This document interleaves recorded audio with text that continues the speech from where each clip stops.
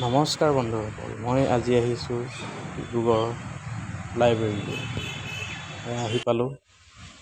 অলপ অপেক্ষা কৰিবলগীয়া হৈছে কাৰণ 11টা বজাতহে খুলিব, গতিকে মই গেটৰ মুখতে অলপ অপেক্ষা কৰিছোঁ। ইয়াৰ পিছতে গম পালোঁ যে গেটটো খুলিলে, গতিকে মই সোমাই আহিলোঁ। মই দেখিছে ভিতৰৰ ইমান পৰিপাটি, এই ঠাণ্ডা পৰিৱেশ চাই এটা বহুত ঠাণ্ডা পৰিৱেশ। ইয়াৰ পিছতে মই এইবিলাক কিতাপবিলাক দেখাওঁ আপোনালোকক। এই কিতাপখিনি দেখিছে আপোনালোকে, বিভিন্ন চেম্বাৰত বিভিন্ন কিতাপ।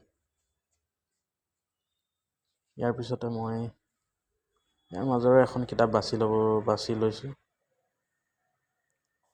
যিহেতু মই বুৰঞ্জী পঢ়ি ভাল পাওঁ, অসম বুৰঞ্জীৰ বিষয়ে জানিবলৈ বহুত আছে, গতিকে মই এই অসম বুৰঞ্জীখনকে উঠাই ল'লোঁ। ইয়াৰ পিছত মই অলপ পঢ়িবলৈ ট্ৰাই কৰিছোঁ। আপোনালোকে নমস্কাৰ।